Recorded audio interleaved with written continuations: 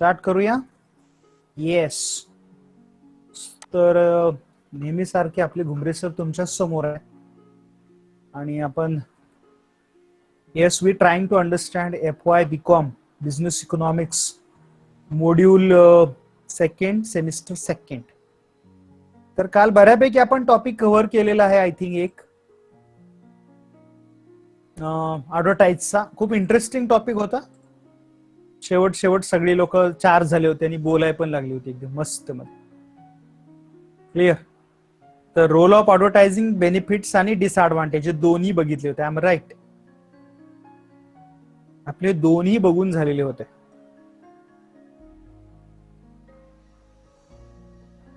Yes absolutely. These already I think हे सगळ्यांना समजले आहेत असं मी अज्युम करतोय आणि पुढच्या टॉपिककडे येतोय. काल एंटायर लेक्चर मध्ये आपण एकच स्क्रीन बघितली एवढीच. म्हणजे इंटरेस्टिंग होतं ऐकायला. तुम्ही पण होता जरा इंटरेस्ट देऊन ऐकत होता म्हणून मी बोलत होतो बऱ्यापैकी. रिप्लाय पण छान येत होते तुमचे. येस. तर हा समजलाय टॉपिक. पुढे जायला हरकत नाही I think. Shall I proceed? Yes very good. पुढची कॉन्सेप्ट बघूया आपण. त्याचं नाव आहे oligopoly. Yes on your screen. ही कॉन्सेप्ट झालेली आहे तुम्हाला मी असं अज्युम करतोय. आपल्याला 12th मध्ये होत. I am right. थोडासा टॉपिक होता हा. Yes or no?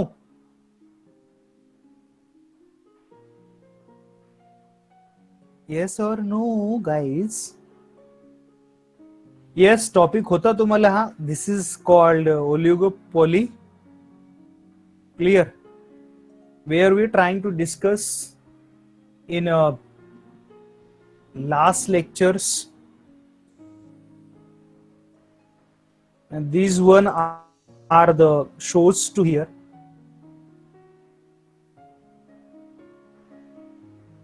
Greek word मध्ये oligos, OLIGOS. Oligos means few आणि pollen, that meaning of to sell. जे काही लोक एकत्र येऊन सेल करतात. काही लोकांचा ग्रुप ज्याला आपण ऑलिगोपॉली म्हणतो. फिलरची एक डेफिनेशन आहे तुमच्या स्क्रीनवरती. Competition among the few that oligopoly is market situation compress only a few firms in given a line of production. काही लोक, few of them are the, आणि मला वाटतं मी जरा थोडस फिल्म लाईन मध्ये मागच्या वेळेस बोललो होतो की आपल्या इंडियाच्या फिल्म मध्ये मोनोपॉलिस्टिक कॉम्पिटिशन नाहीये. तिथं काही फ्यू बॅनरचे चित्रपट चालतात. Few few few yes few hero हिरोईनचे पोट्टे कामाला असतात तिथे. आणि फ्यू पोट्ट्यांचीच तिथे एक लाईन असते. त्यांना ऍक्टिंग मधलं ओ का ढो कळत नाही. आता काही लोक, आता नाव नको घ्यायला आपण काय म्हणूया आपण शानी लोक आहेत ना सर. नावं घ्यायला नको प्रत्येक कोणाला उगाच. कोणाचं कोणी सेलिब्रिटीचं कोणी काय म्हणायचं फॅन असायचा तो फॅन येडा झाला की आपल्या डोक्यात टाकायचा एखादा. राईट. ही अशी फॅन लोक आपण बघतोय हल्ली आणि त्यांची पोट्टे, त्यांना काही ऍक्टिंग वगैरे येत नाही. But they are the also doing a monopoly. म्हणजे त्यांचीच लोक, त्यांचेच डायरेक्टर, त्यांचेच म्युझिशियन, त्यांचेच डायलॉगवाले, त्यांचीच सगळं. म्हणजे त्या लोकांमध्येच चाललंय सगळं एक टाईपचं. अशा वेळेस जे एक मार्केट तयार होते त्याला आपण म्हणायचं काय? Oligopoly market. This is explain by professor Fellner. म्हणजे फक्त फिल्म लाईन मध्ये चालू आहे का हे? आता क्वेश्चन तुम्हाला समजतोय? असं फक्त फिल्म लाईन मध्ये चालू आहे का? There you seen can only few seller is there और a few banners movies releasing.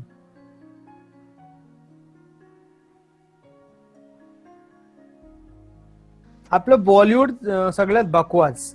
आपल्या सगळ्यात चांगली इंडस्ट्री तर मी रिस्पेक्ट देईन आपल्या मराठी इंडस्ट्रीला खरंच. ज्याच्यात क्वालिटी ती लोक टिकतील, बाकीचे म्हणून बघा मराठीमध्ये कुणी हिरो नाही, कुणी टॉपची हिरो नाही, कुणी टॉपचा हिरो ऍक्ट्रेस नाही, ऍक्टर पण नाही. बघता का कधी तुम्ही मराठी मूवीज? कोणीही टॉपचा ऍक्टर नाही आणि कोणीही टॉपची ऍक्टिंग काय म्हणतो ऍक्ट्रेस नाही. सगळे भेसळ एकदम व्हेज कोल्हापुरी. जे जमतील टिकतील ते टिकतील, नाही ते बाहेर पडतील. I love my industry, Marathi industry specially. तिथे कॉम्पिटिशन आहे, भरपूर आहे, म्हणून टॉपला कुणीच नाहीये. तसं बॉलिवूड माफिया राज, हिरोईनचे पोट्टे सगळे त्यांचेच ते नाटकं सगळी. आणि आपल्यापेक्षा अजून चांगलं मग टॉलिवूड म्हणूया की साऊथची इंडस्ट्री. खरंच बघा तिथं हिरो ऍक्टर टॉपला पोहोचतात, पण तरी सुद्धा त्यांच्यात बॅनरबाजी असं नाही. आता रिसेंटली हल्ली काही बॅनरची लोक पुढे येत आहेत. चिरंजीवी फॅमिली असेल, बरोबर आहे ना, किंवा कोणाची ती अल्लू अर्जुन फॅमिली असेल, तर त्या फॅमिलीतली लोक पुढे येताना दिसतात, किंवा रजनी फॅमिली. म्हणजे साऊथला सुद्धा हल्ली आता ओलिगोपॉली तयार होलं झाली. मराठी खूप चांगली इंडस्ट्री आहे की तिथे अजिबात ओलिगोपॉली नाही. मला तर वाटतं मराठीमध्ये प्युअर परफेक्ट कॉम्पिटिशन आहे. येस, मी क्रिटिसाइज टू मी,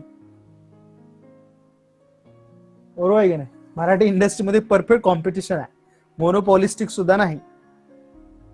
नागराज मंजुळे सारखा माणूस जर एखादा पिक्चर हिट देऊ शकतो तर बाकीच्यांची काही किंमत नाही. म्हणजे नागराज मंजुळे पण मोनोपॉली क्रिएट करू शकत नाही, पण तेवढ्या वेळेस तो पिक्चर हिट झाला 2016 कधी 17ला, सॉरी 18. नंतर त्याच्याही मूवी गायब झाला, तो पण गायब झाला. म्हणजे तो असेल ऍक्टर असं, पण असं काय आहे का परत प्रत्येक त्याच्या मूवी येत गेले आणि एक तसं असं मोनोपॉली क्रिएट केली नाही. एका पिक्चरवरती मोनोपॉली होती, क्रिएट केली आणि परत मार्केट शांत. मराठीमध्ये असं कोणाचं बॅनरवाला असं काही नाही. महेश कोठारे वगैरे होतं, आता नाहीये. म्हणजे मराठीमध्ये खूप स्कोप आहे आपल्या इथे. मराठी लोक कधी कोणाला चांगलं म्हणतील असं नाही. म्हणून महाराष्ट्रात देशात एकच स्टेट असं की सगळ्यांना स्कोप आहे. Everyone have a scope. चला तर परत फिल्म इंडस्ट्रीकडनं आपण आपल्या स्टडी इंडस्ट्रीजकडे येऊया. तर ऑलिगोपॉली काय मग? हे असं फ्यू आल्यांचं मार्केट आहे, काही सिलेक्टेड लोकांचं. Oligopoly is that form of imperfect competition where few firms in market producing either homogeneous product, एक तर एकसारखं प्रोडक्ट प्रोड्यूस करणार, अदर डिफरन्शिएट प्रोडक्ट. आपल्या इंडियामध्ये इंडस्ट्रीमध्ये, फिल्म इंडस्ट्रीमध्ये स्पेशली बॉलिवूडमध्ये ऑलिगोपॉली आहे. तसंच कार इंडस्ट्रीमध्ये आहे, specially automobile industries. Are you understand? There is also few firms. आपल्याला फार चॉईसेस नाही आहेत तिथे, बरोबर आहे ना? I am right or wrong? Please tell me. एकतर तुम्हाला हिरो, होंडा, बजाज, किंवा याच्याशिवाय काय ऑप्शन आहे तुमच्याकडे? हिरो, होंडा, बजाज, बुलेट, अजून याच्याशिवाय काय ऑप्शन आहेत का तुमच्याकडे? येस, तुम्ही बाईक प्रेमी लोक आहात, तुम्ही काय बोलतच नाही. मला सांगा, मला एखादी टू व्हीलर घ्यायची किंवा तुम्हाला घ्यायचे, तर तुमच्यासमोर ऑप्शन काय असतात बाईकचे? येस, आप्पाची असते. बर येस येस, बोला. अरे आवडीचे विषय बोला, हरकत नाही. रॉयल एनफिल्ड, तीच बुलेट, केटीएम. ओके, 3 ब्रँड आले, म्हणजे 3 कंपन्या आल्या समोर. बजाज, मी आता सांगतो, बजाज एक 4 आणि 5-6 कोणती? हिरो आणि होंडा 5-6. अजून येस, यामा 7.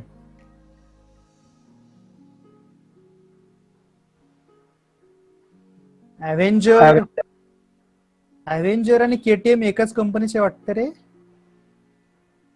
वेगळे आहेत? I don't know exactly. पण इंडिया मार्केटमध्ये एवढ्याच कंपन्या आहेत ना टू व्हीलरच्या. भरपूर टू व्हीलर आहेत, पण तुमच्या लक्षात येते का? प्रोड्यूस करणाऱ्या कंपन्या एकच आहे. बजाजचेच कितीतरी प्रोडक्ट, कितीतरी ही आहेत टू व्हीलर आहे. पल्सर आहे, त्याची CD100 आहे, कितीतरी आहेत ना त्यांच्यात, बजाजवाल्यांच्यात. म्हणजे मला सांगायचं काय कळतंय ना तुम्हाला? कंपनी एकच आहे, फक्त त्याची व्हरायटी आहे टू व्हीलरची. येस, डिफरंट अव्हेंजर बजाजची आहे. बरं, मग झालं, मग काय ती बजाज कडलं झालं परत. मग पल्सर त्याच्याच आहे.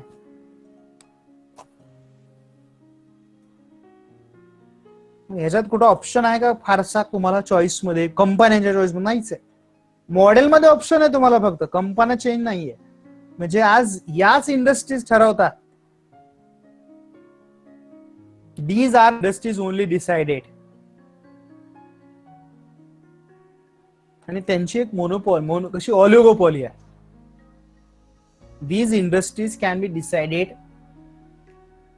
त्यांनाच मार्केट हलत राहतं. म्हणजे त्यांच्याकडे एकतर त्या बाईक मध्ये मला सांगा फार काही चेंज आहेत का? गिअर सिस्टीम अवरेज सेम असतं. अवरेज गाडीचं अवरेज असतं. त्यांचे फार तर दिसण्यातले लुक, बाकी सगळ्या गाडीवर बसून एकसारखंच वाटतं ना. मला तर काही फारसे फरक वाटत नाही. बुलेटवर बसल्यावर थोडस वेगळा फील येतो बाकीच्या गाड्यापेक्षा. बाकी काही एवढे चेंजेस वाटत नाही. बाकी सगळ्या गाड्या मी आवडीने पळवतो, आवडतात मला पण. क्लिअर.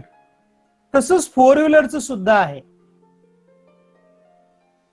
की मारुती सुझुकीचे प्रोडक्ट, टाटाचे प्रोडक्ट, महिंद्रा आणि महिंद्राचे प्रोडक्ट, फोर्ड. क्लिअर. याच्या पलीकडे आपल्या इंडियामध्ये मार्केट नाही. म्हणजे आज टॉप सेलर नाही त्याच्यामध्ये सुद्धा, फोर व्हीलर मध्ये सुद्धा महिंद्रा, टाटा, फोर्ड, मारुती सुझुकी यांच्याच तुम्हाला व्हरायटी ऑफ गाड्या दिसतील. येस, हुंदाई आता रिसेंटली जरा हुंदाईने ग्रिप घेतली बऱ्यापैकी. अदरवाइज इंडियाचं मार्केट हे मारुती सुझुकी पर्यंत. येस, वॉक्सवॅगन या प्राजक्ता आले बाय दिदिस्ट काढाय पाहिजे. आले पोर माझी एकदाची. काया मोटार्स कोणत्याही नाही माहिती मला. ती काय चालवली नाही रे बाबामध्ये. मारुती सुझुकी वाला माणूस मी साधा एकदम. काया आहे, I don't know exactly. KIA म्हणजे मला माहित असणार इंडियन ब्रँड तरी हेच आहेत. म्हणजे माहिती असतात इंडियाचेच नाहीत सगळे हे. मग हे कोणते आता मी सांगितले तुम्हाला, मारुती सुझुकी हा ग्रुप आहे. याचे बरेचसे मॉडेल्स आहेत. महिंद्रा आणि महिंद्रा. येस, टोयोटा, टाटा बरोबर ती बरेचसे टायप आहे टोयोटा ग्रुपचं. तर सांगायचं काय, ह्या एक म्हणजे एक खूप मोठी कॉम्पिटिशन नाही याच्यामध्ये. Ferrari, yes bye. नशीब बघाय तरी भेटली तरी, मी तर अजून बघितली पण नाही चित्रपट सोडून. येस, BMW चालवली, मस्त आहे. भारी वाटतं चालवायला. नंबर 1. फेरारी चालवायची इच्छा आहे, बघायलाच भेटली नाही तर चालवायची सोडून द्या. फेरारी चालवला ना कोणी, भारी आहे गाडी. खेळात आहे कोणाची फेरारी? मी तर नाही बघितली, नसेल होते. ऑडी. शुभम. ऑडी 00 झॉल या लक्झमबर्ग, लुम्बर्गिनी या रेनॉल्ट. वा गाडीची बरीच ब्रँड माहिती आहे तुम्हाला. मस्त आहे, भारी भारी भारी. येस ह्या मस्त गाड्या भारी. तर हे बऱ्यापैकी या गाड्याचे ब्रँड तुम्ही सांगताय खरं आहे, पण मार्केटमध्ये एवढी कॉम्पिटिशन यांची दिसत नाही. का तर एक ग्रुप आहे यांचा, त्यांचे ते मॉडेल, त्याचं ते ॲव्हरेज हे एकसारखं असतं. तुम्ही बघा गाड्याच्या प्राइस रेट बघा, 4 लाख ते 10 लाख याच्या दरम्यानचे मॉडेल एकसारखे असतात सगळ्यांचे. बघा टेस्ला या अब्सोल्युटली, ते मारुती सुझुकी बघा, पुन्हा इकडे याचं बघा, महिंद्राचं बघा, फोर्डचं बघा. हे मॉडेल बघितले तर ती लिस्ट नाही माझ्याकडे नेमकी. तर हो, हुंदाई त्या रेंज मधले ते ना, त्या कार त्याच असतात. त्याचे फीचर पण सेम असतात. त्याचा dashboard, seats, sound system, cooler, suspension, gear box. आणि आता रिसेंटली खूप ते भारी वाटतं मला पण, ते गाड्या चालवलं कोणतं ऑटो. एक पाय आता आपला रिकामा राहतो चालवताना, भारी वाटतं ते. आता पहिलं तो जीव निघायचा असा, एका जीव अडकून राहायचं सारखा. आता ते गाडीचे गिअर ऑटोमॅटिक ऍडजस्ट करत जातात. आता तुम्हाला गाडीचे गिअर बदलायची गरज पडत नाही. आता रिसेंटली हा पण एक मज्जा येते या गाड्या चालवताना, मस्त वाटतं ते. आता बऱ्याचशा गाड्याने सगळ्यांनी, हा आता इलेक्ट्रिक कार तर आलेच आहेत आता. Yes, yes absolutely. There is come to the recently in market electric cars, म्हणूनच मी कार नाही घेतली अजून. अजून इलेक्ट्रिक कारचे टेशन कोकणात नाही झाले. रत्नागिरीला काहीतरी होतंय म्हणे, आय डोंट नो एक्झॅक्टली. महिंद्राची ती इलेक्ट्रिक कारची सध्या खूप ऍड जोरात चालू आहे आणि ते दाखवतात सेल मध्ये सुद्धा त्या कारचं मॉडेल सुरू आहे. पण सध्या इंडियामध्ये खूप सेल सुरू आहे महिंद्राचा त्या कारचा. क्लिअर. पुण्यात बस आहे सर. हो आहेत. पीएम काय ती पीएमसी पुणे पुणे याची कोणती पिंपरी चिंचवड महानगरपालिकेनं सुरू केल्यात त्यांच्या. या ऍब्सोल्युटली राईट. येस. तर आपण खूप लांब गेलो. Two wheeler, four wheeler. तर बघा आता ह्यांचे प्रोडक्ट बघा, आपण बघूया. तर हे मार्केटमध्ये अशी एक ओलिगोपॉली तयार झाली आणि सगळीकडे मोनोपॉली आहे. अशी ओलिगोपॉली ग्रुप आहे. ग्रुप हा सेलरचा एक ग्रुप आहे. It is called limited competition और it is called incomplete monopoly और मल्टिपल मोनोपॉलीज. ही एक कॉम्पिटिशन तर आहे पण एवढी नाहीये. These are the competition. पण जेवढे आपण हेल्दी म्हणायला पाहिजे ना तशी ती एकमेकाला ते टप देत नाही. त्यातला एकच माणूस वेगळा म्हणताय की ज्या माणसानं सगळं मार्केट बदलून ठेवलं, टू व्हीलर मार्केटचं. I salute to that person, Tata. Right. टाटाच्या कोणत्या मॉडेलमुळे फोर व्हीलरचं मार्केट चेंज झालं पल्लवी? एक मॉडेल लॉन्च केलं आणि त्याच्यामुळे फोर व्हीलरचं मार्केटच चेंज झालं एंटायर. एका कारमुळे त्या फक्त. जॅग्वार. बाय जॅग्वार तर कसली महागडी गाडी आहे. नावातच तिचे जॅग्वार. कसं डॅशिंग नाव आहे. अरे गौरेश, गौऱ्या गाडी घेतोय वाटतं. गाडी घेतोय की जॅग्वार गाडीची सासर बघतोय.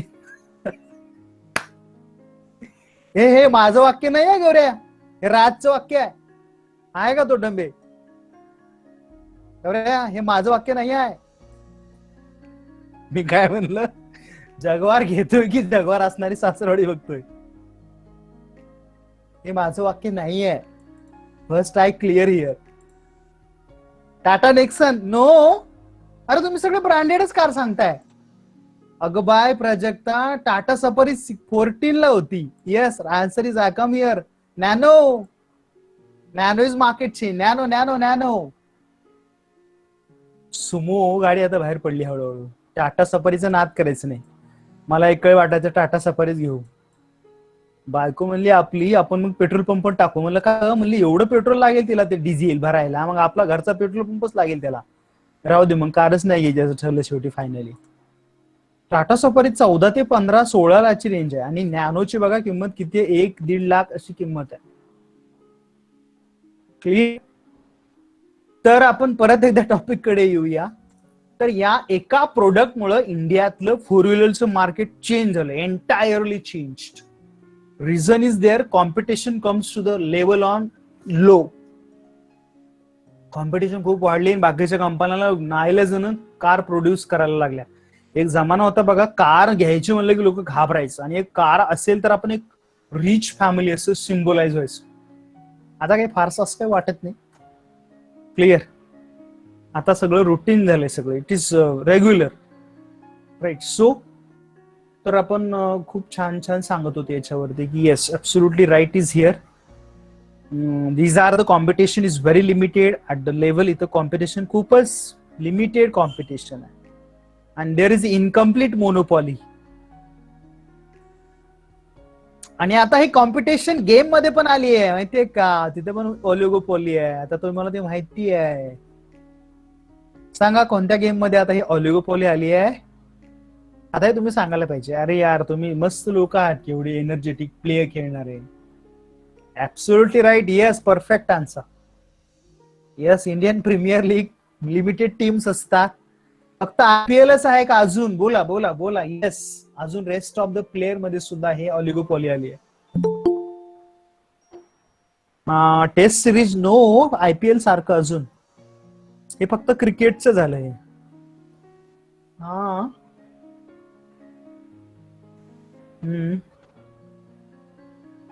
फुटबॉलची पण त्या नाव आहे त्याचं, त्या प्लेचं. बीपीएल नाही माहिती मला.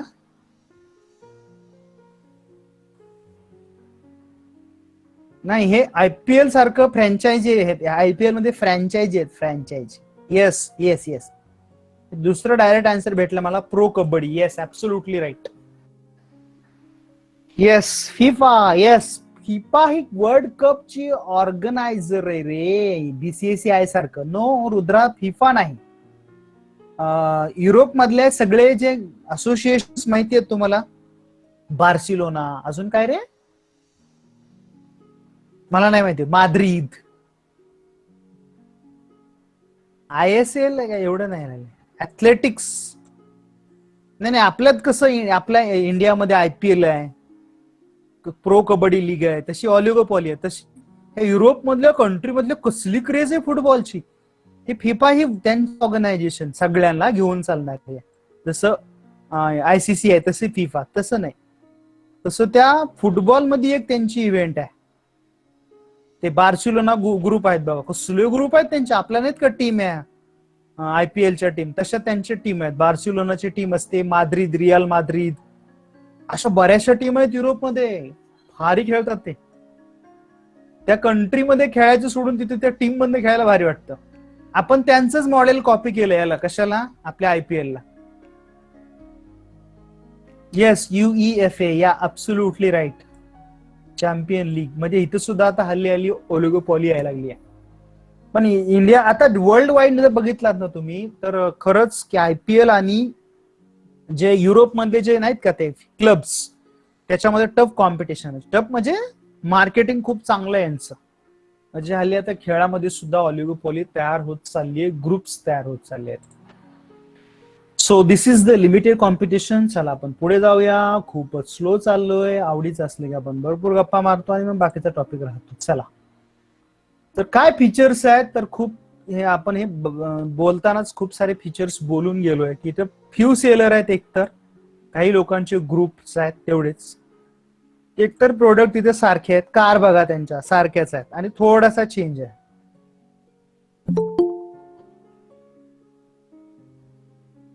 ओलिगोपॉली मार्केटमध्ये मोबाईल येणार नाही, कारण मोबाईल मध्ये मोनोपॉलिस्टिक आहे. कारण की मोबाईल मध्ये ब्रँड आहेत किती आता. एक जमाना होता, कधी, ह्याच्या वेळेस ज्यावेळेस नोकिया होता, नोकिया नंतर नोकियाच बघा इकडे होतं, मोनोपॉलिस्टिक.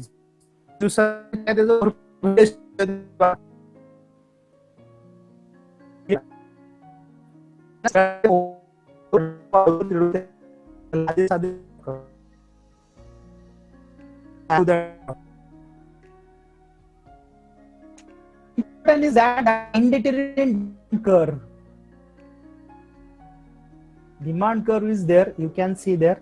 Voice break होतोय. I think some काहीतरी होय, नेटवर्कचा इश्यू आहे असं मला वाटतं. आभाळ आलंय का रे भाई एकाएकीच?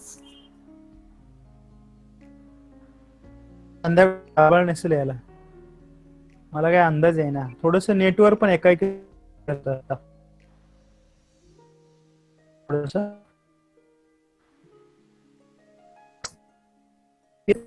आणि इथं साईडला एक स्क्रीन आहे, ते माझ्या कॉम्प्युटरची आहे, तिथं मला जाणवतं. म्हणजे मी तुम्हाला कसा दिसतो ते मला इथं कळतं. तर मला जाणवलं थोडस की मी असं अस्पष्ट झालोय थोडासा. आता क्लिअर आहे, पण आय थिंक अगेन आता पिक्चर कम्प्लिटली गेलं होतं, असं ब्लर झालं होतं. येस येस येस येस, परत एकदा आवाज आला असं मला वाटतं, कारण की इकडलं पिक्चर स्क्रीन क्लिअर आलं की रेंज फुल आहे असं अर्थ होतं त्याचा. Yes, there is one more important is there price rigidity. There is a variety of prices, but तरी सुद्धा त्यात कॉमन प्राइसेस बऱ्यापैकी असतात, फक्त मॉडेल वाईज त्या प्राइसेस चेंज होतात. Most important is that there is a firm, एक दुसऱ्यावरती डिपेंड आहे. मग ते बॉलिवूडची इंडस्ट्री असो, कंपन्या असो, त्या एकामेकावरती डिपेंड असतात. बघा आता हे बॉलिवूड मधले बिग बॅनरची लोक काय कॉम्पिटिशन करत बसत नाही. तो सूरज बडजात्याचा ग्रुप असेल, किंवा बालाजी प्रोडक्शन असेल, किंवा इकडं खान ग्रुप असेल, त्यांचं प्रोडक्शन कोणते माहित नाही, त्यांचे प्रोडक्शनचे नाव नाही माहिती मला. किंवा आमिर खानचं प्रोडक्शन ग्रुप आहे, त्याचे नाव नाही माहिती आहे मला.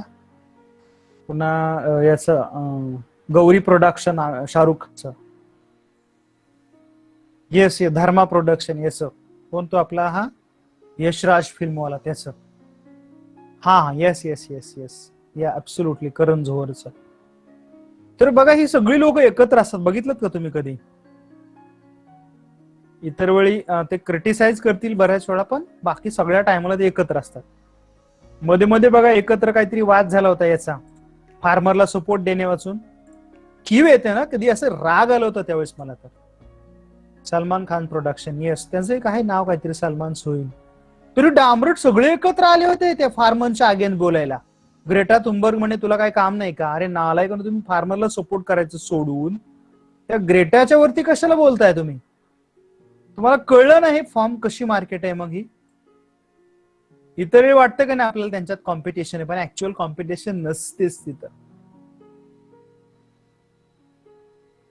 R you understand? तर ते इंटरडिपेंडन्स. अहो साधं हे सुद्धा लक्षात घ्या, मूवी रिलीज करताना सुद्धा फ्रायडेला एका वेळी एकच मूवी कशी रिलीज होईल बघतात. आपल्या मराठी सारखं नाही, एकच मराठीचे डांबर 4-4 मूवी रिलीज करतात. आपल्या डेटच फिक्स नसतात. मला रिसेंटली मागदा आठवतोय लॉकडाऊनच्या अगोदर 4 मूवी रिलीज केल्या. कोण जाते बघायला रे डोंबल्याला? आधीच नळीत नाही तेव्हा काहीच नाही, आणि 4-4 मूवी रिलीज. म्हणजे आपल्यात मला सांगायचं परफेक्ट कॉम्पिटिशन आहे. आपल्यात मोनोपॉलिस्टिक सुद्धा नाही मराठीमध्ये. पण हे ह्यांचा ग्रुप असतो बघा, हा बॉलिवूड वाल्यांचा, ते मूवी क्रॉस होऊ देत नाहीत. 8 दिवसात एक मूवी कमवून निघते. लक्षात येते का तुमच्या? एक मूवी 8 दिवसामध्ये आरामात बिझनेस करते. त्याच्यात क्वालिटी असेल तर सेकंड वीक चालते. एका आठवड्यामध्ये मूवी मधली इन्व्हेस्टमेंट निघते, फॉर युअर इन्फॉर्मेशन. सो आणि मगाशी मी मुद्दा सांगत होतो, फार्मर्सला त्या ग्रेटा थुनबर्गने सांगितलं ना की ही मुवमेंट गव्हर्नमेंट हँडल करत नाही व्यवस्थित, तर तिच्या अगेन्स्ट आपले साहेब पण बोलले, म्हणजे सचिन तेंडुलकर साहेब. तेव्हा मला जास्त वाईट वाटलं की सचिन असं खरं बोलायला नाही पाहिजे. तू बाबा खूप मोठा celebrity, we are respect you. त्या बाईचे तर नावच काढू नका, मी नाव पण नाही घेणार. ते स्क्रीनला आले, तुम्हीच वाचा. डेंजर लोक कायशी.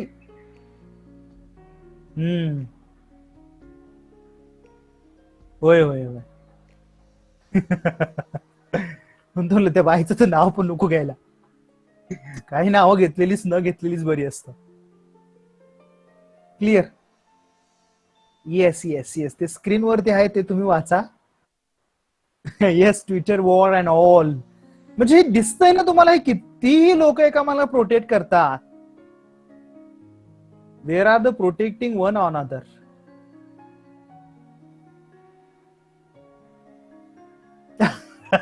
आदित्या खरंय खरंय, absolutely right. So next one is there advertising and selling cost खूप जास्त असते, कारण की कॉम्पिटिशन नसली तरी त्यांना दाखवण्यासाठी हे सगळं करावं लागतं. काय म्हणलं तुम्हाला? ऍक्च्युअली ते डिपेंडन्सच आहेत एकामेकावरती, पण ते डिपेंडेंट नाही हे दाखवायचं असतं त्यांना. Are you understand what I tell you? नाही तर लोकांना काय वाटेल, नाही हे सगळं एकच आहे. त्यांना ते दाखवायचं नसतं, ऍक्च्युअली ते डिपेंड असतात. Yes someone are asking me. Yes Pallavi is asking की मला वाचायला पाहिजे. मग काय म्हणते Pallavi? Sir they product protect each other in drugs rackets also. बाय लय मोठी गोष्ट पोलीस. हा आहे ते. आता काय एक लक्षात घ्या, जिथं पैसा येतो ना तिथं या गोष्टी येणार, ड्रग्ज अँड ऑल. काय म्हटलं मी तुम्हाला? खूप मोठी इंडस्ट्री आहे. आपण खूप सामान्य, म्हणजे सामान्य पण म्हणणं चुकीचं, आपण त्याच्यापेक्षा खालचे. म्हणजे मी कमी समजतोय असं नाही स्वतःला, पण एक लोकांचं लाईफच वेगळं आहे आपल्या देशामधल्या. Few peoples are life is very different. We can't imagine, we not consider anything. Literally त्या लोकांचं लाईफ वेगळं आहे,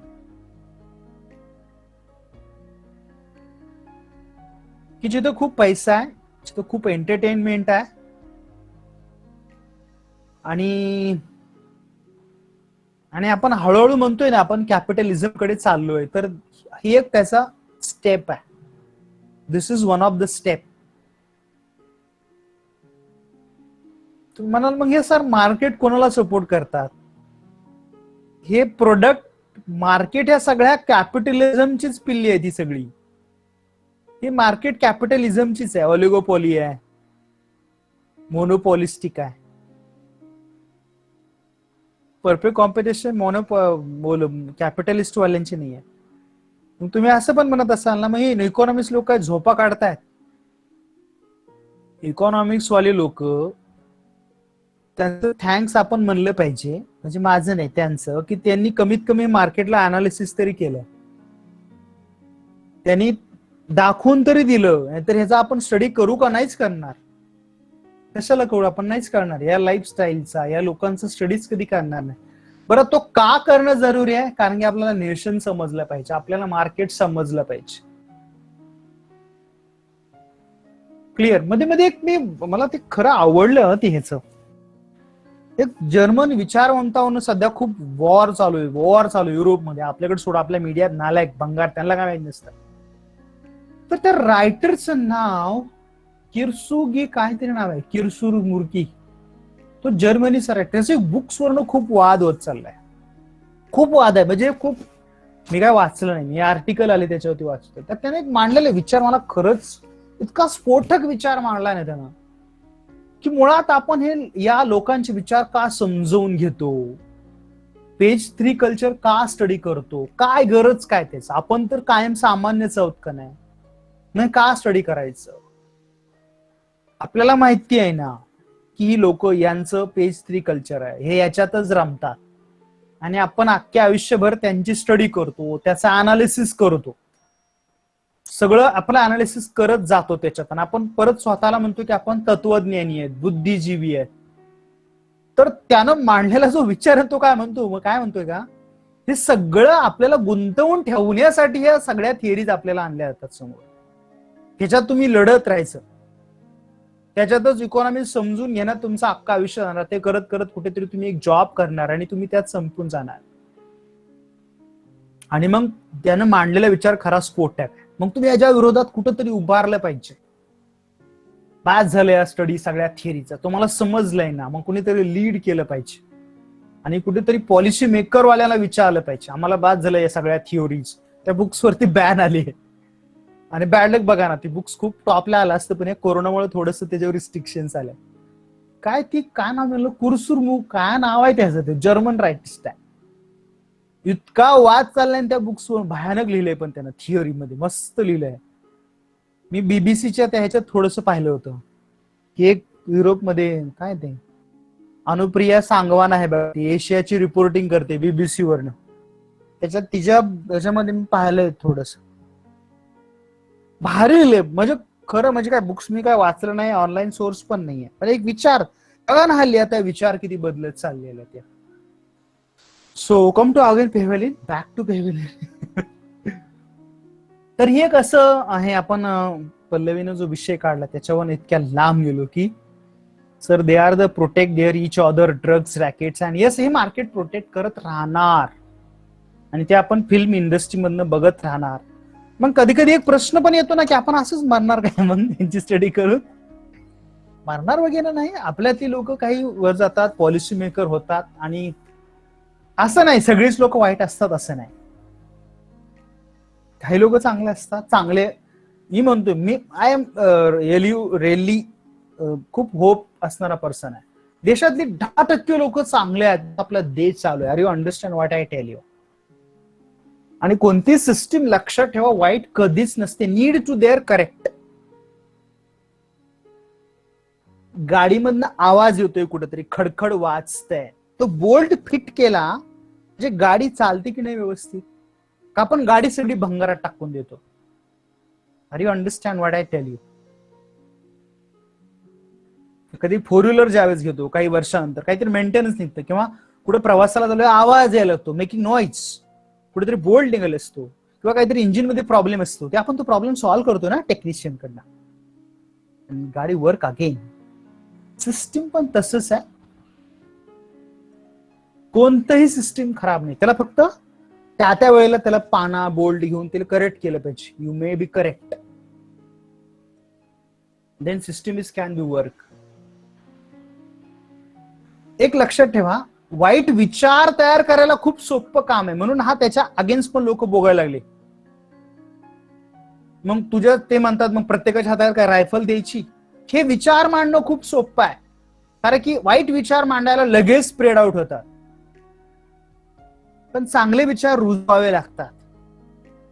आर यू अंडरस्टँड? जमिनीमध्ये एखादं पीक पेरणी करायचं असेल तर लावावं लागतं, आंब्याची झाडं लावावी लागतात.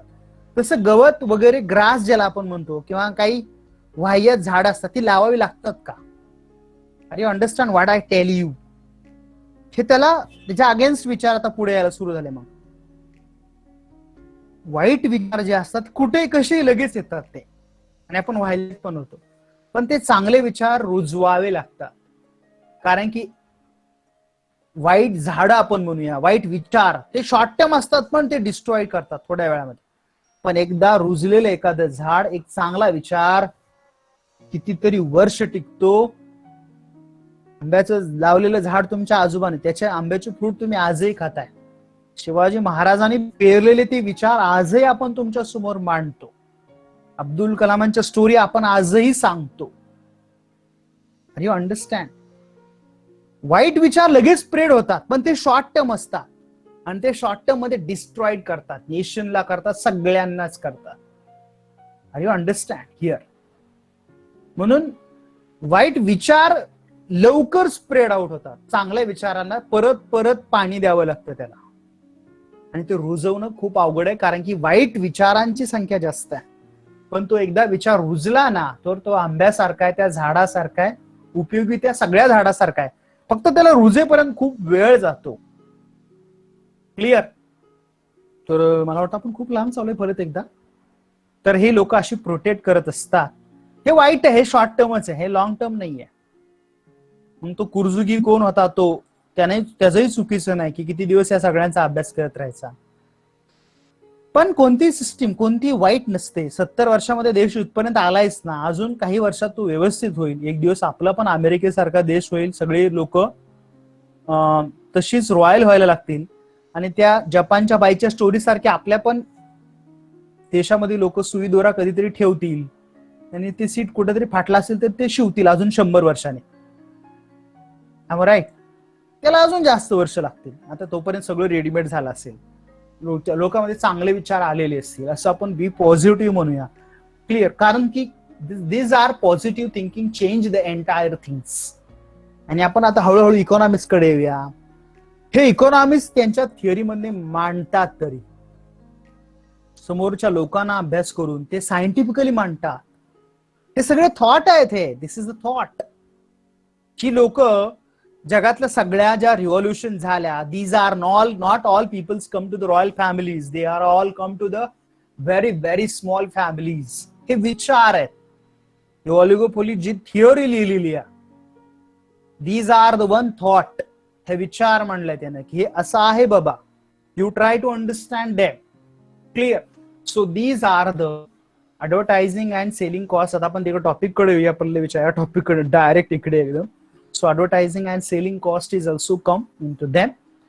One more importance, नवीन एखादा प्रोडक्ट येत असेल तर तिथं एंट्री टू बॅरियर असते. नवीनला एंट्रीच नाही आपल्या बॉलिवूडमध्ये तर अजिबात नाही, कुठंच नाहीये. बॉलिवूडमध्ये बी सोडा, आणि इकडे 4 व्हीलर इंडस्ट्रीमध्ये पण नाही. 4 व्हीलर इंडस्ट्रीमध्ये तर शक्यच नाही. क्लिअर? तर it is restricted to their entries to them. आणि महत्वाचं म्हणजे त्यांचा ते ग्रुप बिहेव असतो, सगळे कॉमनली बिहेव करतात, म्हणजे रिएक्शन स्ट्रॉंगली नसतात त्यांच्या. There are the group behave is there. One more important is there high cross elasticity. Which types of elasticity there? Highly crossed means X product impact on Y product. म्हणून ते एकामेकाला protect करतात.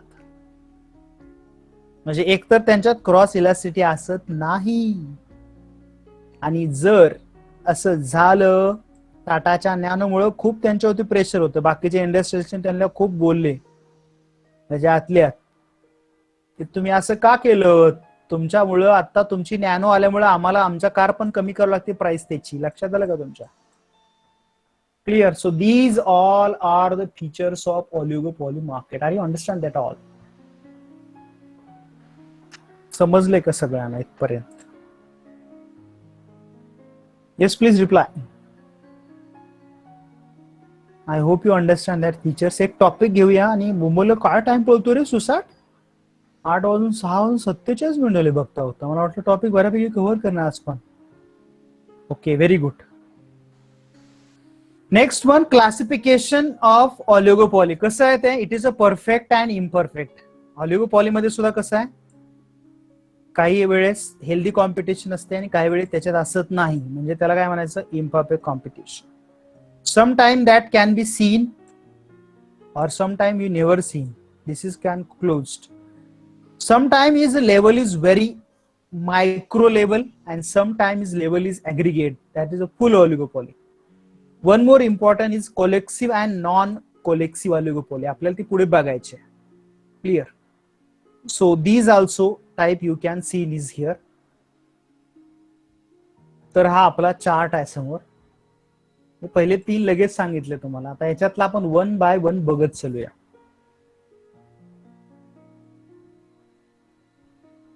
शेवटचा type आहे ना याचा, त्याचे types बघायचे, कोलेक्सिव्ह आणि नॉन कोलेक्सिव्ह ओलिगोपॉली. एवढं डीप नाही आहे तुम्हाला, आता मी आहे म्हणून घेतोय. एवढं डीप नाहीये. It is for your information. एकच ऑलिगोपॉली टॉपिक आहे, बाकी नाही आहे एवढं डीप मध्ये. आता आहे आपण घेतलं तर असं एवढं संपूया, कारण की हे 4च टाइप आहेत. मी तुम्हाला आता सांगितलं. परफेक्ट म्हणजे हेल्दी कॉम्पिटिशन, इम्परफेक्ट म्हणजे मोनोपॉलिस्टिक. ओलिगोपॉली मध्ये थोडं थोडं मोनोपॉलिस्टिक. ओपन म्हणजे seen, close means never you seen. There is in type indirectly competition. Partial means micro level and this is aggregate level competitions. Now we see classification is collusive and non collusive. Collusive मध्ये cartel म्हणजे काही लोकांचे group असतात तिथे, आणि काही वेळेस इथं प्राइस लिडरशिप असते. दुसरा पार्ट याच्यातला. मग त्याच्यात काही फर्म लो प्रोडक्ट करतात, काही त्याच्या डॉमिनंट आम्ही म्हणतो तेच, आणि काही बॅरोमेट्रिक करतात. नॉन कोलेक्सिव्ह म्हणजे कुर्नोट मॉडेल आहे, त्याचं आपलं किंग डिमांडचं. क्लिअर? ते दोन्ही मॉडेल आपल्याला शेवटी बघायचे. तर आपण 1 बाय 1 बघूया. कोलेक्सिव्ह पहिली.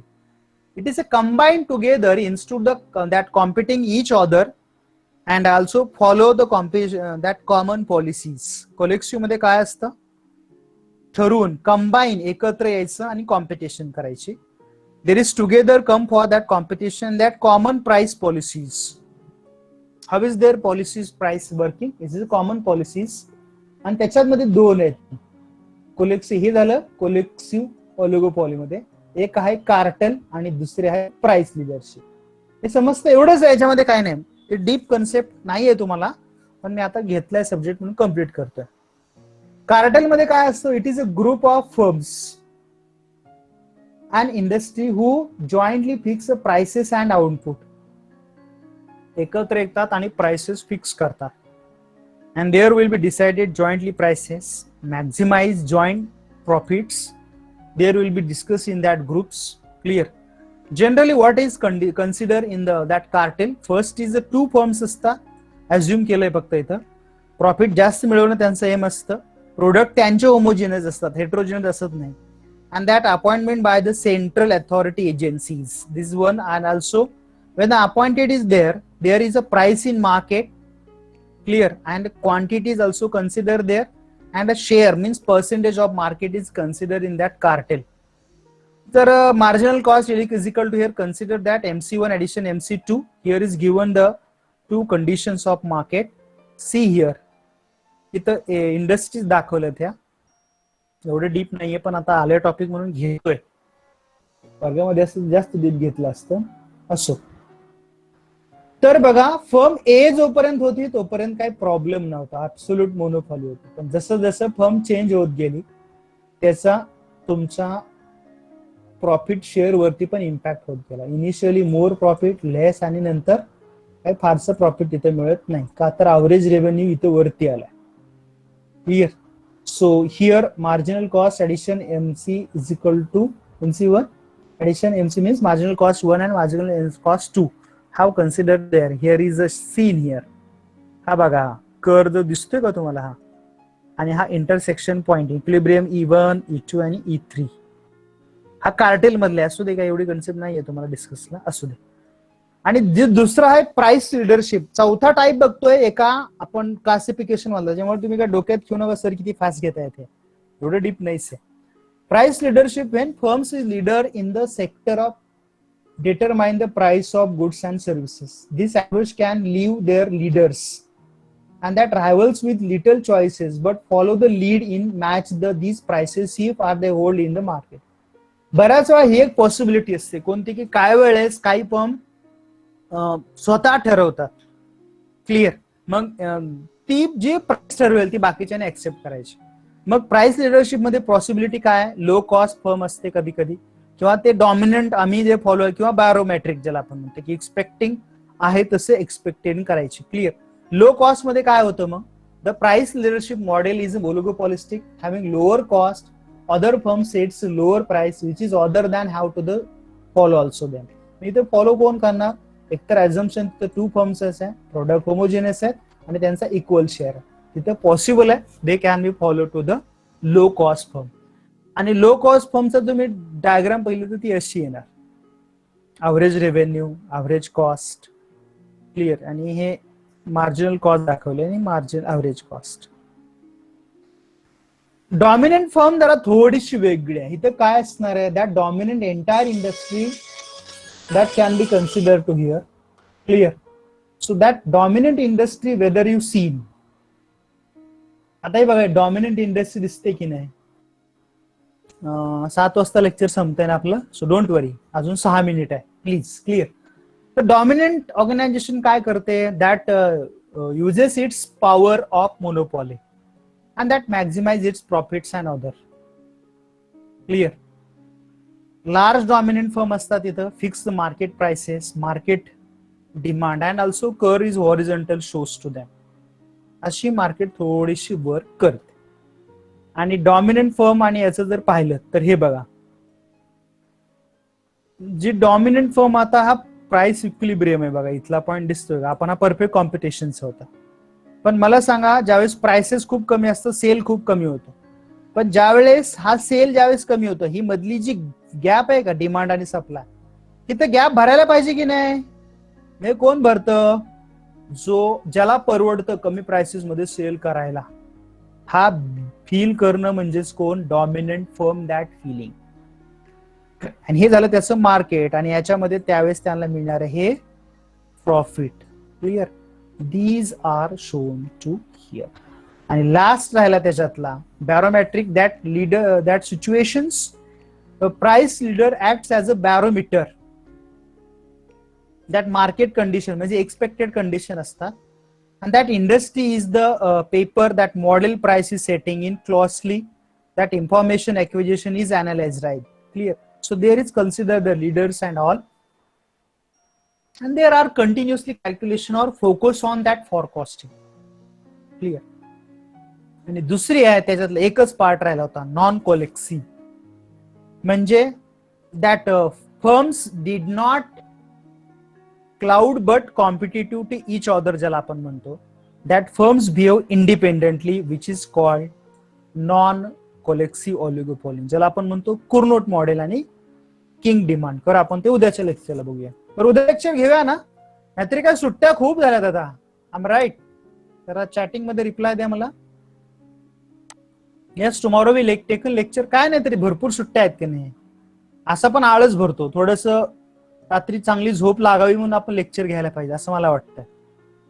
घेऊया ना, yes timing, yes please please reply, yes चालतंय, उद्या आपण याच टायमाला लेक्चर घेऊया. का मी सांगतोय सुट्टी काय हरकत नाही, पण काय करायचं, ऑलरेडी भरपूर सुट्ट्या झालेल्या आहेत, आणि लेक्चरला बसलं तेवढं मनाला समाधान पण वाटेल, काहीतरी अभ्यास केला, थोडंसं ऐकलं, नाहीतर असा अख्खा दिवस जाईल आणि तो आळस पण येईल मग, म्हणून. ओके चलो, take care, have a nice day, bye, see you, काळजी घ्या, घरात राहा, बाहेर फिरू नका, कारण की लोक अफवा उठवतात. काही लोकांनी मलाच कोरोना झाला असं जाहीर केलं, क्लिअर. तर असं होऊ शकतं का, ऍब्सोल्युटली होऊ शकतं, असं तुम्हाला कोणी तसं काही म्हणू नये असं माझी प्रामाणिक इच्छा आहे, clear. Yes, type your name in chat box. We meet tomorrow, same time, same place. Yes, have a nice day.